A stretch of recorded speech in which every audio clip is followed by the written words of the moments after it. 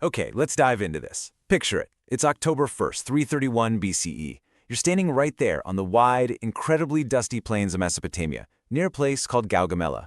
And look around. There's literally nowhere to hide, nowhere to run. Right across the blowing dust, the absolute largest army the ancient world has ever seen is deploying for battle. So, in this explainer, we're going to walk through exactly how one fateful, dusty day completely changed the course of human history, literally shattering an ancient superpower in just a matter of hours. Just consider the sheer disparity in these numbers for a second. 47,000 against 250,000. I mean, those are impossible 5-to-1 odds. Facing down this massive Persian force was a 25-year-old king from Macedonia, a guy who had never lost a single battle, but honestly had never been closer to death, Alexander the Great. By every rule of ancient warfare, facing a force this overwhelmingly massive on the exact ground they specifically chose, well, this conflict should have been over before it even started. Now, what's really interesting about this slide is the profound difference in mindset between these two forces. You see, the Persians weren't just an army, they were the empire. They had 250,000 men drawn from every single corner of the known world, and they're out there flanked by Scythes chariots and actual war elephants. They were basically daring anyone to stand against them. They expected total submission, definitely not resistance.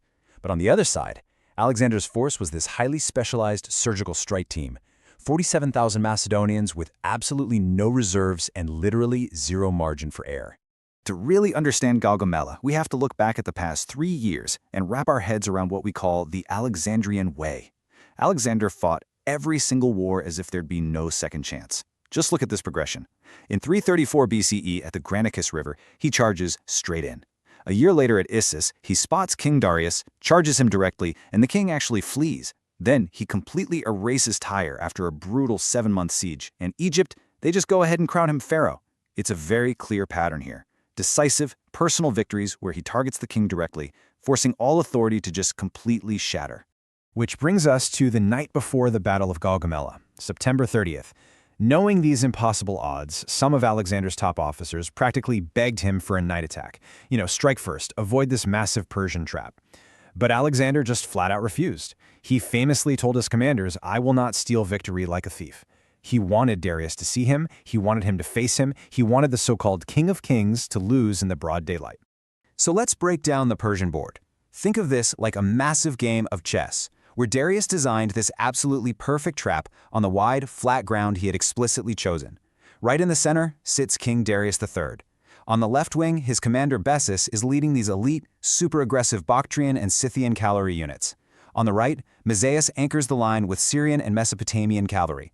And waiting right at the front, a vanguard of 200 scythe chariots and massive Indian war elephants. This entire formation was custom designed to just tear enemy lines apart and completely surround them. Now, in stark contrast, let's look at the Macedonian deployment. As we mentioned, they have zero reserves, nothing held back. But what they do have is this highly disciplined, tightly interlocking system of combat roles. Right at the center is the phalanx. Think of it as a moving wall of bronze bristling with 18-foot spears called sarusses. Tucked behind them are light troops, specially trained to screen and strike. Over on the right wing, Alexander commands his personal strike force, the companion cavalry. And on the left, Parmenion is stuck with the incredibly grueling job of holding the defensive line with the Salian and Greek cavalry.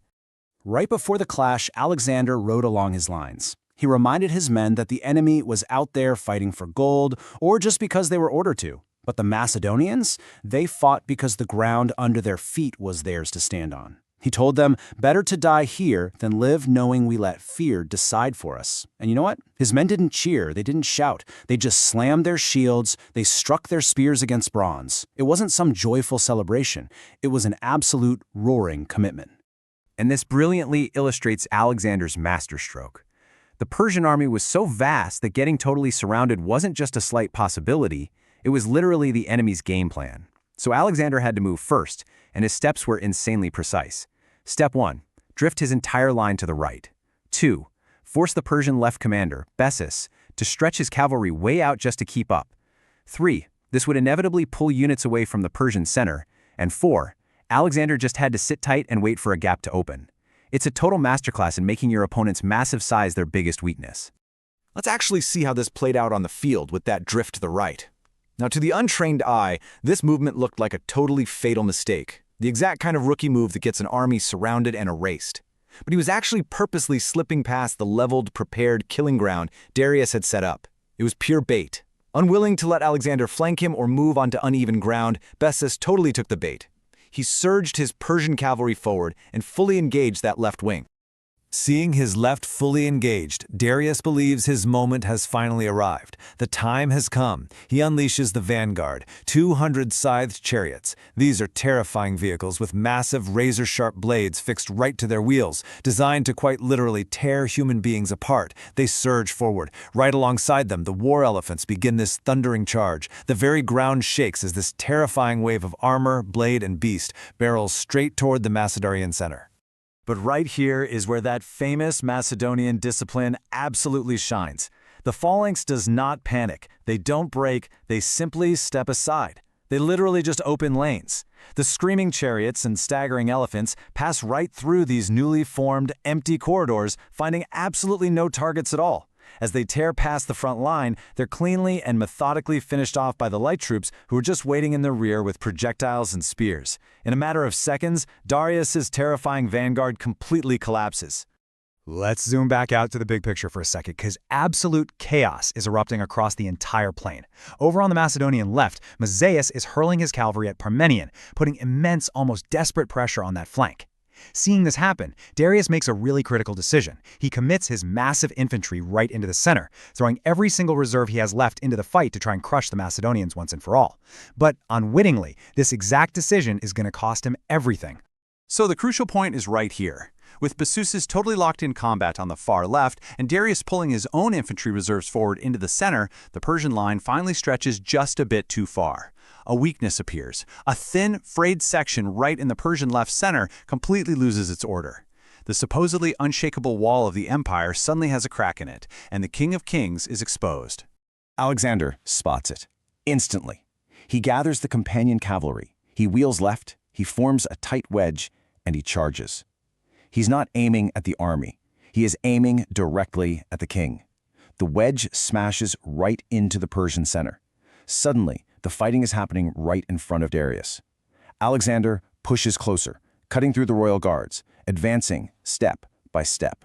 And the king runs, growing increasingly terrified as this unstoppable Macedonian wedge tears toward him. Darius III just breaks. For the second time in his life, he turns his chariot around and literally flees the battlefield. And the very moment the king flees, the center collapses. The orders stop. Units disengage. The entire command structure of an ancient superpower instantly dissolves into a terrified, chaotic crowd. Alexander sees the opening. He begins the chase to finally end the war once and for all. But then, a message arrives. Parmenion is failing on the left flank. Mazaeus is dangerously close to breaking their line. So Alexander makes a conqueror's choice that very, very few leaders in history would ever make. He abandons the chase of the king. He turns back.